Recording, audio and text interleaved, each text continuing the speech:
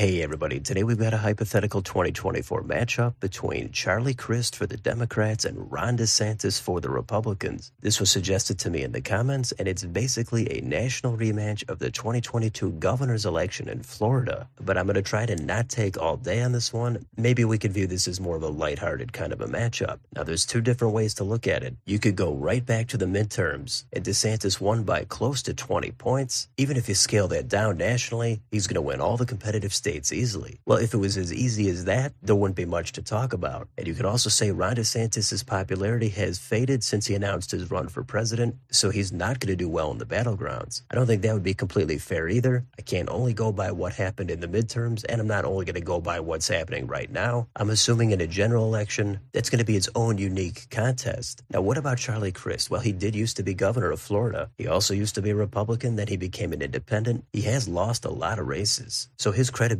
as any kind of a winning candidate, I think, is gone. Maybe if he lost by 6 or 7 in the midterms, he would still have a shred, but when you're losing by 18, 19, up to 20 points, in a state that is known for its close elections, and you're a former governor where everybody knows your name, I don't know how that's going to be a winning message nationally. And in that midterm, DeSantis was already viewed as controversial at the time. That didn't just start after he won re-election. So that's what they wanted in Florida. How well is that going to translate into other states? Well, there's no way DeSantis could do as well in all these other states, but let's start by just filling in the safe states. These are over a 10-point margin. We'll put up the states for Crist first, and there's nothing unusual except in Colorado. I was on the fence about taking this down to likely. I think you could make a strong case that Crist is that weak that it gets down to 7 or 8 points for Crist, but I'm guessing DeSantis is going to be cast as a national villain. He's going to be a little bit beat up from the Republican primary. Denver is going to care more about abortion, and even though Crist is unexciting and he's weak, I think the state is just going to hit 10 points for Crist. So everything else is the same for Crist. The safe states for DeSantis, those are also going to be the same, with one exception. This one, I think Iowa is going to hit 10 points and go safe for DeSantis. It's fine if you want to keep it at likely. I just don't think Crist is going to get the job done. Now, if we go down to the likely states, these are a 5 to 10 point margin. And for Charlie Crist, he's going to get New Mexico at about a 5 to 5.5 point margin. And also Minnesota. I almost had this at leans, but it's Minnesota. It's stubbornly blue, and I'm going to say this also stays at about 5 to 5.5 points for Crist. And then on the East Coast, Virginia, Crist is going to get the turnout in Northern Virginia, but he also does run the risk of being another Terry McAuliffe type of candidate. He could come out and say something that puts him in between parents and schools, but also DeSantis and a restrictive abortion ban. That's going to cost him some points as well. So I still think the state will be mid-single digits likely for Crist. Now, the likely states for DeSantis. Let's start in Texas. This, I think, is borderline likely safe. Now, if Crist does anything like he did in Florida, this is easily going to go safe for DeSantis, but I'm assuming he gets it together a little bit in the suburbs, and that's going to keep the state at about 9.5 points likely for DeSantis. Let's also do Ohio. This is another one that's borderline likely safe. It's unclear how much success DeSantis is going to have in the Rust Belt. I know DeSantis has a little bit of a connection to Ohio, so that easily could put this over 10. I'm wide open to that, and maybe I'm being too nice to Charlie Crist, but I'm going to say he's able to keep this just under 10 and go likely for DeSantis. Now let's go to the home state of Florida. Now, a presidential matchup is different than a governor's election, but it's hard to not put a decent amount of weight on what happened in that election. I don't think DeSantis is going to win this by 19. I'm trying to be fair to both sides. I'm going to say this is likely for DeSantis, but it's also going to be high single digits. And I also don't want to forget about Maine in the northeast corner. This could get down to leans for Crist. That's a possibility. I'm going to say this just hits 5 points and goes likely for Crist. The first district is always dark blue. The second district is going to go likely for DeSantis. Now let's go down to the lean in the tilt states. Lean is under 5 points. Tilt is 1 point or less. Let's start on the East Coast. We've got New Hampshire. If he could win in Florida by 19 points, I think he's capable of winning New Hampshire. But I'm going to say Charlie Crist is actually able to win this state by about 1.5 points, so he's going to get it by a lean margin. Let's jump down to North Carolina. Here's a state that's going to go to DeSantis, and given that I think he is going to be the stronger candidate, I think this could hit a likely margin, but in this, I'm going to say it's just at about 4.5 to 5 points leans for DeSantis. It's going to be the same thing in Georgia. It's going to go leans for DeSantis. It might only be by 2 or 3 points, but he's going to be able to carry the state. Let's quickly do Nebraska's 2nd congressional district. This district did get a little bit redder after redistricting. The trends are toward the Democrats. I think it would be very close. I think DeSantis could win this, but I am going to say Crist gets it by a narrow tilt margin. Let's go to the Southwest and Arizona. I think even if DeSantis is viewed as controversial, Crist is a little bit too weak. DeSantis is not going to get wiped out in Maricopa, he's going to get the state by at least a 1 or 2 point lean margin. Let's go next door to Nevada. This state I went back and forth on. I think they both could win it, but I did settle on a tilt for DeSantis. Now let's go back to the Rust Belt. We've got Wisconsin, Michigan, and Pennsylvania. These three are a challenge. You might say Crist is that weak and DeSantis sweeps these states comfortably, or you might say DeSantis is not good in the Rust Belt and abortion is going to keep him from winning any of these states. It's a tough call. It all depends on what you want to emphasize. So let's finish off these states. They're all going to be tilt margins. I'm going to give DeSantis Wisconsin, I'm going to give Crist Michigan, and I'm going to give Pennsylvania back to DeSantis. So the final total is Ron DeSantis 297, Charlie Crist 241. So DeSantis wins it. He has a little bit of room to spare, but there are some states here that have some narrow tilt margins. And again, I try to even everything out. There's no way I'm going to just say Charlie Crist got wiped out in the governor's election, so he's not going to be competitive in any of these states. And there's also no way I'm going to say DeSantis is so damaged from a Republican primary and abortion is going to keep him from winning any of these states. But all in all, I do think DeSantis is going to be the stronger candidate. I think Charlie Crist has too many times where voters have rejected him in his home state, so it's hard to think he's going to do much better in other states. A lot of these margins are borderline lean likely or likely safe. I was close to giving DeSantis about 1 more point across a lot of these states. That would take Colorado down to likely. It would also take New Mexico, Minnesota, and Virginia down to leans. Also, Texas, Ohio, and maybe even Florida would go safe, but it all depends on how these two would run their campaigns. Yeah, DeSantis might have some issues with personality. Sometimes that matters, sometimes it doesn't matter. Clearly didn't matter in Florida. I know Charlie Crist would spend all day and night talking about abortion and how DeSantis is a threat to certain rights, but voters in Florida had a ton of that information when they re-elected DeSantis by a massive margin. So it all depends on which issues they would actually run on, what the national environment is like, who they would pick as their running mate. But with polarization the way it is in the country, I don't think anybody's going to win this one by a landslide. I still think it would be close to competitive, but who knows what would actually happen. You got to come up with something, and this is what I came up with at the time. So let me know in the comments. Do you agree with this map? Or do you think Crist is such a terrible candidate that DeSantis gets North Carolina by 8 or 9 points? He makes Minnesota competitive, he gets Ohio by 15 points? Or do you think DeSantis' brand has been damaged since he started to run for president, and Charlie Crist would get it together, abortion would be the most important issue, and he would easily win the Rust Belt as well as Nevada? Let me know your thoughts down below. On your way out, don't forget to like, share, and subscribe. Hit the bell for notifications. Join if you'd like to support the channel. Thank you for watching, and I'll see you next time.